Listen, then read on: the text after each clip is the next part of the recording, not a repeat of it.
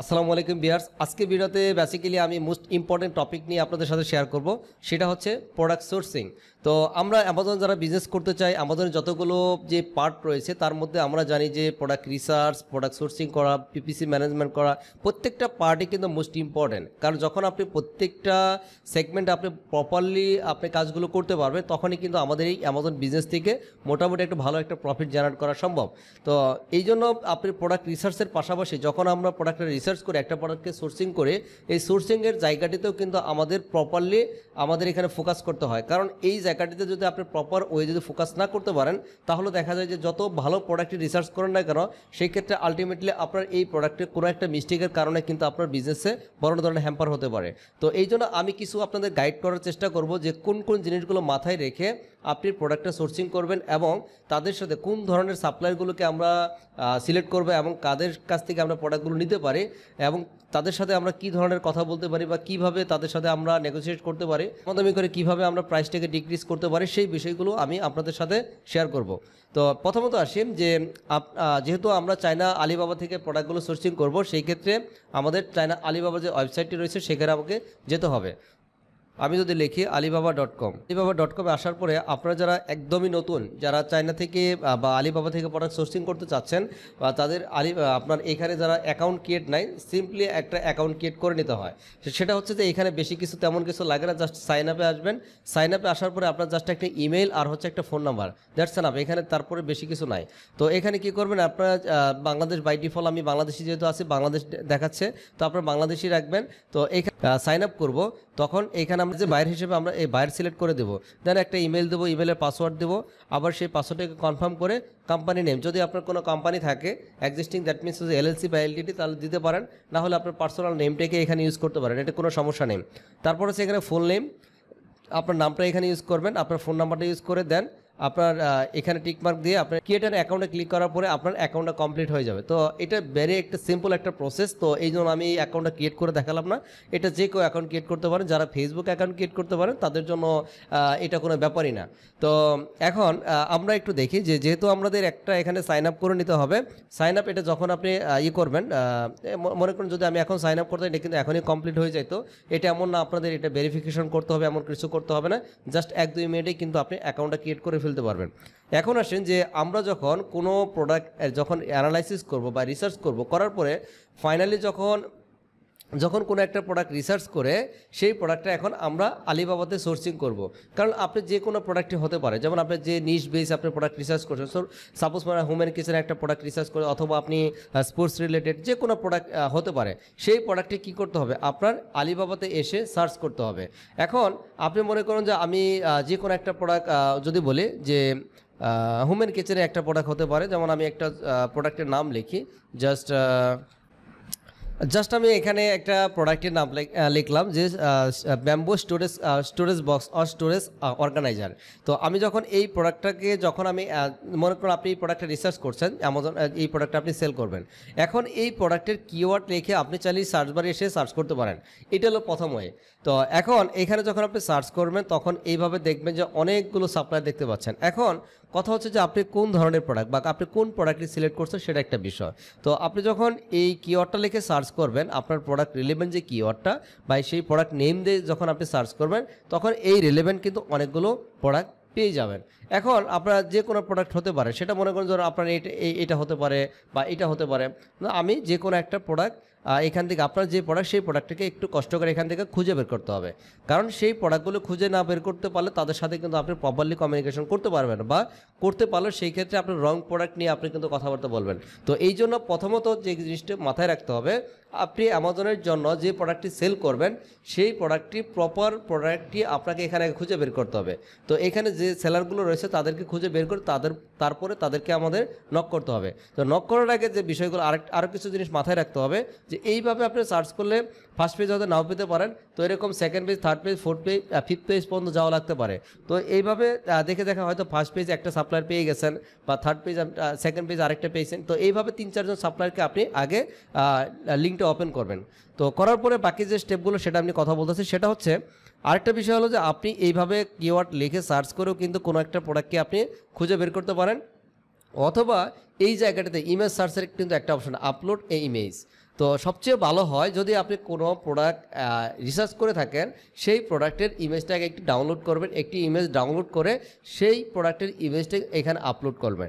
তো আপলোড করার পরে একদম রিলেভেন্ট আপনি যে প্রোডাক্টটি রিসার্চ করছেন বা যে ইমেজটাতে আপনি সার্চ করে ওই রিলেভেন্ট প্রোডাক্টগুলি তখন দেখাবে। সবচেয়ে আপনি সুপার টার্গেটেড একদম আপনার যে রিলেভেন্ট যে প্রোডাক্ট সেই প্রোডাক্টগুলো দেখাবে। তো কিওয়ার্ড দিয়ে দেখালে, কিওয়ার্ড দিয়ে যখন আপনি সার্চ করবেন তখন দেখবেন যে হয়তো রিলেভেন্ট অনেকগুলো প্রোডাক্ট, ডিফারেন্ট টাইপের প্রোডাক্ট দেখাবে। বাট যখন ইমেজ দিয়ে সার্চ করবেন তখন কিন্তু একজ্যাক্ট প্রোডাক্টগুলি শো করবে। তো সেই ক্ষেত্রে আমি সাজেস্ট করব যে আপনারা দুইভাবে আপনি দেখতে পারেন সার্চ করে যে আপনি কোনভাবে ভালো রেজাল্ট আসতেছে।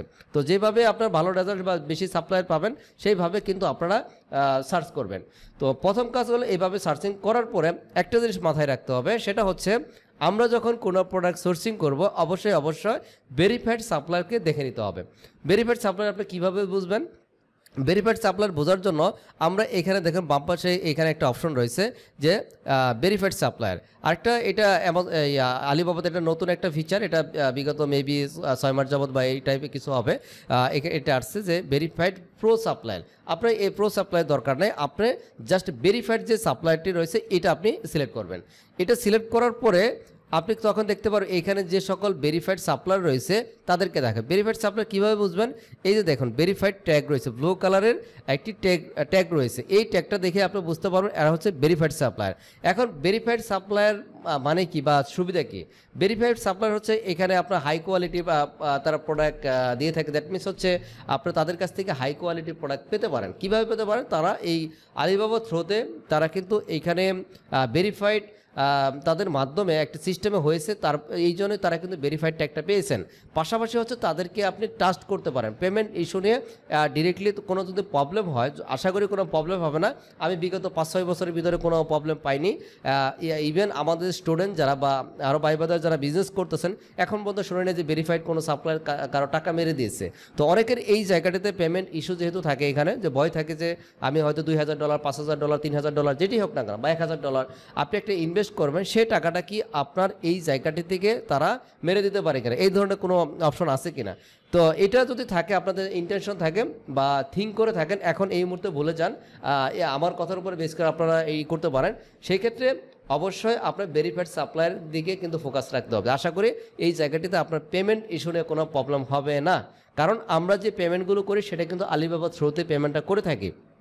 এখন আপনাকে যে জিনিসটি দেখতে হবে যে আপনি মনে করুন যে এই প্রোডাক্টটি সেল করবেন, এই সিমিলার আপনাকে 3-4টা প্রোডাক্ট বা 3-4টা সেলারকে আপনার এরকম ওপেন করে দেখতে হবে। ওপেন করার পরে আপনি কি দেখবেন? তাদের কোম্পানির বয়স কত বছর যাবত বিজনেস করতেছে তারা, তাদের এই প্রোডাক্টটির মিনিমাম অর্ডার কোয়ান্টিটি কেমন, তো তাদের এখানে রিভিউজ বা ফিডব্যাক কেমন রয়েছে। তো এখানে দেখুন এই যে রিভিউসগুলো আমরা দেখতে পাচ্ছি, তো ওভারঅল রেটিং কেমন রয়েছে সেই বিষয়গুলো আমরা দেখতে পারবো। তো তারপর হচ্ছে তাদের মিনিমাম যদি আপনি কোনো প্রোডাক্ট কাস্টমাইজ করে নিতে চান, সেই প্রোডাক্টের তাদের মিনিমাম কাস্টমাইজেশন কোয়ান্টিটি কত। অনেকে দেখা যায় 300 কোয়ান্টিটি, 500 কোয়ান্টিটি, অনেকে দেখে 500 কোয়ান্টিটির নিচে দেয় না। তো আবার কেউ হচ্ছে 300-এর নিচে যদি আপনি কোনো প্রোডাক্টকে কাস্টমাইজ করে নিতে চান, দ্যাট মিনস হচ্ছে আপনার প্যাকেটের গায়ে অথবা প্রোডাক্টের গায়ে আপনি ব্র্যান্ডের নেম বা লোগো দিয়ে নিয়ে আসবেন। এই ক্ষেত্রে অনেক সাপ্লায়ার কিন্তু 500 কোয়ান্টিটির নিচে দিতে চায় না, তো এটাও একটু দেখে নিতে হবে। তো তারপরে আপনার 5 জন সাপ্লায়ারকে যদি আপনি শর্ট লিস্টে রাখেন, দেন আপনি এখানে কয়েকটা জিনিস আপনি বুঝতে পারবেন। সেটা হচ্ছে কি, প্রথমত হচ্ছে তাদের যে মিনিমাম যে কোয়ান্টিটি, এমওকিউ যেটাকে বলা হয়, যে আপনি এই সাপ্লায়ার বলতেছে তো আমার 500 থেকে যদি আপনার 2999 পিস নেন তাহলে এই প্রাইস। তো এটা একটা প্রাইস দেওয়া থাকে, এরপরে ওদের সাথে কিন্তু কথাবার্তা বলে নেগোসিয়েট করে আমরা কিন্তু এখানে প্রাইস কিন্তু ডিক্রিজ করতে পারি। সেটা হচ্ছে ডিপেন্ড করে আপনার প্রোডাক্টের উপরে। আপনি যদি মনে করেন যে এখন 1000 কোয়ান্টিটি নেন তখন কিন্তু প্রাইসটা অনেক কম নেওয়া হয়। এখন যদি মনে করেন যে আপনি 100 পিস বা 200 পিস, তো সেই ক্ষেত্রে কিন্তু কম হওয়ার সম্ভাবনা কম। তো এইটা নিয়ে ওদের সাথে আগে কথা বলতে হবে, আগে কিছু বলা যাবে না। তো যখন 5টা সাপ্লায়ার এরকম আপনি ওপেন করবেন, তাদের সম্পর্কে আপনি এইখানে সব কিছু দেখতে হবে। তাদের প্রাইসটা সর্বপ্রথম হচ্ছে প্রাইসটা দেখতে পারবেন, সেকেন্ড হচ্ছে তাদের রিভিউজ ফিডব্যাক এটা কম্পেয়ার করতে পারবেন।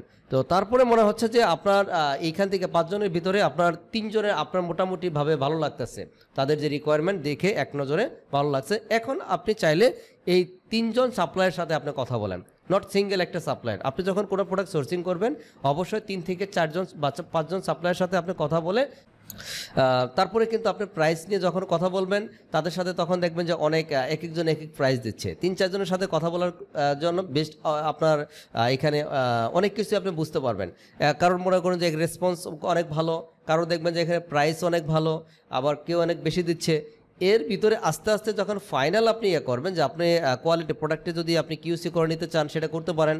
আর যদি আপনি কিউসি না করতে চান, ম্যাক্সিমাম ভেরিফাইড সাপ্লায়ারগুলো প্রোডাক্টের কোয়ালিটি মোটামুটি ভালো হয়ে থাকে। তো তাদেরকে বারবার বলার চেষ্টা করবেন যে যেন প্রোডাক্টে যেন কোনো ডিফেক্ট না থাকে, বা যেন কোয়ালিটির ফুল প্রোডাক্ট থাকে, এটা নিয়েও তাদের সাথে মেকশিওর করার চেষ্টা করবেন। আর সেকেন্ডলি হলো যে আপনি যখন এই জিনিসগুলোতে সব কিছু নিয়ে কথা, তখন কিন্তু আপনি প্রাইস টাইজ বা প্যাকেজিং কীভাবে নিতে চান এই জিনিসগুলো তাদেরকে কিন্তু প্রপারলি আপনাকে বুঝাইতে হবে। যে আপনি একটা প্রোডাক্ট সেল করবেন, সেই প্রোডাক্টটি প্যাকেট ডিজাইন হবে কিনা, বা সেই প্যাকেটের ডিজাইনে বা কোথায় কি লোগো হবে, বা আপনার প্রোডাক্টে যদি কাস্টমাইজেশন করে সেই জিনিসগুলো নিয়ে কথা বলতে হবে। বলার পরে আপনার 3-4 জনের ভিতরে যদি আপনি মনে করেন 3 জনকে আপনি শর্টলিস্ট করছেন, এখন ভালো প্রাইস প্লাস হচ্ছে কমিউনিকেশন ভালো পাইছেন, এবং মনে হচ্ছে এর কোয়ালিটি প্রোডাক্টের ইমেজ নেবেন তাদের কাছ থেকে। আপনার কাছে যদি মনে হয় যে হ্যাঁ এই প্রোডাক্টের আপনার ইমেজ কোয়ালিটি বা প্রোডাক্ট কোয়ালিটি ভালো মনে হচ্ছে, সেক্ষেত্রে তাকে মেকশিওর করতে পারেন। সবচেয়ে ভালো হয় যদি কোনো আপনার রিপ্রেজেন্টেটিভ থাকে, বা আপনি যদি ইউএসএ বা ইউকে বা আদার্স কোনো কান্ট্রিতে থেকে থাকেন, পারলে একটা স্যাম্পল যদি নিয়ে আসতে পারেন সবচেয়ে বেটার হয়। আর যদি না নিয়ে আসতে পারেন, তো সেই ক্ষেত্রে আপনি যদি একটু লম্বা সময় নিয়ে বিজনেস করতে চান, যে আপনার মনে হচ্ছে যে না আমি বাংলাদেশ থেকে বিজনেস করব, সেই ক্ষেত্রে যেহেতু আমার চাইনাতে বা আদার্স কান্ট্রিতে কেউ নাই, তো সেই ক্ষেত্রে আপনি চাইলে এই প্রোডাক্টটি কিন্তু বাংলাদেশেও আনতে পারেন। তো বাংলাদেশে দেখা যায় 10 থেকে 15 দিনের ভিতরে কিন্তু আনা সম্ভব। তো আপনি এই প্রোডাক্টটি এনে আপনি কোয়ালিটি দেখে তারপরে কিন্তু আপনি পেমেন্ট বিষয়গুলো নিয়ে আপনার সাপ্লাইয়ের সাথে কথা বলতে পারেন, তাকে পেমেন্ট করতে হবে। আদারওয়াইজ আগে আপনার ফাইনাল অর্ডারে আপনি যদি না করেন তাও কোনো সমস্যা নেই। তো আমার মতে দুইটা জিনিস করতে পারেন। আপনি যদি ইউএসএ বা ইউরোপ আদার্স কোনো কান্ট্রিতে থাকেন, তাহলে আপনি প্রয়োজনে একটা স্যাম্পল আপনার বাসাতে নিয়ে আসেন, একটু দেখেন, দেখার পরে আপনি ফাইনাল অর্ডার যেতে পারেন। আর আপনি যদি বাংলাদেশে হন তাও কোনো সমস্যা নেই, আপনি 15 ডেজ সময় নেন, ওই প্রোডাক্টটি বাংলাদেশে নিয়ে আসেন, নিয়ে আসার পরে প্রোডাক্টটি দেখে তারপরে আপনি ফাইনাল অর্ডারে যাবেন। এখন আসেন যে আপনি তাদের সাথে যে কথাবার্তা হলো বা বাকি যে বিষয়গুলো তাদের সাথে, তো সব কিছু প্রোডাক্ট কোয়ালিটি, তারপর হচ্ছে প্রোডাক্ট প্রাইস, তারপরে হচ্ছে আপনার প্রোডাক্টের ইমেজগুলো নিয়ে কথা বলবেন, সব কিছু বিষয় নিয়ে তাদের সাথে যখন কথাবার্তা হয়ে যাবে, এখন হচ্ছে যে তাদের পেমেন্ট রেশিওটা। তো পেমেন্টের যে বিষয়টা অনেকে এই জায়গাটাতে ক্লিয়ার না, সেটা হচ্ছে কি যে ভাই কিভাবে পেমেন্ট দিব বা কোন গেটওয়ের মাধ্যমে পেমেন্ট দেবো, এটা বিশেষ করে আমাদের বাংলাদেশ থেকে যারা বিজনেস করতে চায় তাদের এই কোশ্চেনটা অনেক বেশি। আমি অনেকজনকেই এই অ্যান্সারটা দিয়েছি, আমার ইউটিউব চ্যানেলে কোশ্চেন আপনার এখানে অনেকেই কমেন্ট করে সেখানে অ্যান্সার দিয়েছি, অনেকেই ডিরেক্টলি কল করে আমার কাছে অ্যান্সার চেয়েছেন, তাদেরকে আমি এগুলো বলে দিয়েছি। আপনাদের এই জায়গাটাতে একটু ক্লিয়ার করে, তাহলে হয়তো আশা করি যারা একদমই বিগিনার তাদের জন্য অনেক হেল্পফুল হবে। সেটা হচ্ছে যে আপনি চাইলে বাংলাদেশ থেকে যে কোনো পেমেন্ট মেথড দিয়ে, মানে ডুয়েল কারেন্সি ক্রেডিট কার্ড হোক, ডেবিট কার্ড হোক, আপনার পেওনার হোক, ওয়াইজ হোক, যে কোনো পেমেন্ট মেথড দিয়ে কিন্তু আপনি চাইলে পেমেন্ট করতে পারবেন। এটা হলো প্রথম কথা, সমস্যা নেই। ডেবিট কার্ড, ক্রেডিট কার্ড আর হচ্ছে পেওনার অথবা ওয়াইজ, যে কোনো একটা আপনি পেমেন্ট মেথড দিয়ে ডিরেক্টলি পেমেন্ট করতে পারবেন। এখন পেমেন্টটা কিভাবে করবেন? পেমেন্টটি বেসিক্যালি আপনি আলিবাবার থ্রুতে, আলিবাবার যে যখন আপনি সাপ্লাইয়ের সাথে ফাইনাল কথা বলবেন, তখন তারা এখানে আলিবাবার থ্রুতে আপনার লিঙ্ক ক্রিয়েট করে দেবে, ওই লিঙ্কে আপনার কার্ডের অ্যাক্সেস বা সব কিছু দিয়ে দিবেন, তখন তারা ওইখান থেকে পেমেন্টটা ক্লিয়ার হয়ে যাবে, আলিবাবার থ্রুতে হয়ে যাবে। তো সেই ক্ষেত্রে আপনার এখানে কিন্তু আরও সিকিউর, কারণ যখন আপনি আলিবাবার প্ল্যাটফর্ম ইউজ করে যখন আপনি পেমেন্ট করতেছেন, সাপ্লায়ার এখানে 2 নম্বরই করার কোনো সুযোগ নাই। তো আমি কিন্তু আমারও বলে দিচ্ছি, আপনি যখন কোনো সাপ্লায়ারকে সিলেক্ট করবেন, তাকে পেমেন্ট করবেন, অবশ্যই এটা মাথায় রাখবেন যে সে ভেরিফাইড সাপ্লায়ার কিনা। আদারওয়াইজ যারা আছে তারাও সমস্যা করে না, কিন্তু কথা হচ্ছে যে যদি সমস্যা হয়ে যায় সেই ক্ষেত্রে যেমন আপনি $1-2,000 যেটি ইনভেস্ট করেন, যদি প্রবলেম হয় তখন একটা বলবেন যে ভাই আপনার তো কথার উপর বেস করে আমি কনফিডেন্স নিয়ে এই কাজটা করছি। তো এই জায়গাটিতে যেন আপনাদের কনফিউশন না থাকে, আমি এটুকু আপনাকে মেকশিওর করতে পারি, ভেরিফাইড সাপ্লাই হলে এটা নিয়ে আপনার পেমেন্ট ইস্যু নিয়ে কোনো সমস্যা নাই। তো সেকেন্ডলি হলো যে আরেকটা বিষয় হলো যে আপনার এই পেমেন্ট মেথডগুলো, যেমন আমরা বাংলাদেশে যারা ডুয়েল কারেন্সি ক্রেডিট কার্ড বা ডেবিট কার্ড ইউজ করে থাকি, আপনার পার ট্রানজ্যাকশনে কিন্তু আপনি $300 উপরে পে করতে পারবেন না। তো নর্মালি দেখা যায় যে আপনি $280 বা $90 পে করতে পারেন, কারণ এখানে কিছু আলিবাবার থ্রুতে যখন পেমেন্ট করবেন তখন এখানে কিছু আপনার তাদের ট্যাক্স কাটবে। তো দেখা যায় আপনার $5 বা $10 মতো একটু অ্যাক্সেস রাখতে হবে। তো যদি আপনি $1,000 অর্ডার করেন, সেই ক্ষেত্রে আপনাকে ভেঙে তাদেরকে পেমেন্টগুলো করতে হবে।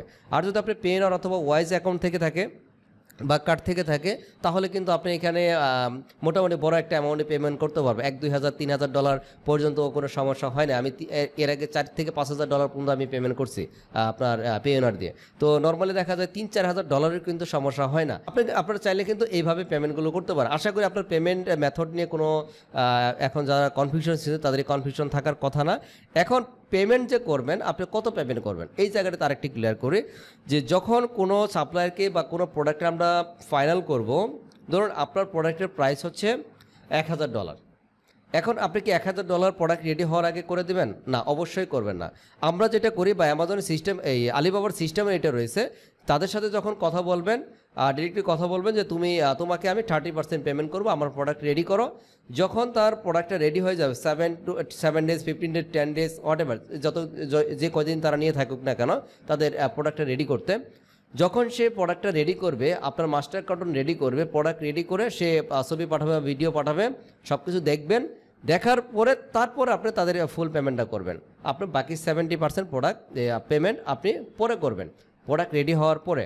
তো সেই ক্ষেত্রে অবশ্যই শুরুতে আপনি 100% দিবেন না, কারণ এইটা তো জানেন যে টাকা যতক্ষণ আপনার নিজের কাছে থাকবে আপনার মতো করে সব কিছু বলতে পারে, যখন তাদের কাছে চলে যাবে একটু ডিলে করতে পারে, স্বাভাবিক।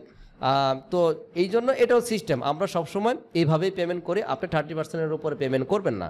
তো প্রোডাক্ট রেডি হওয়ার পরে বাকি 70% প্রোডাক্টের জন্য তাদের পেমেন্ট করে দেবেন।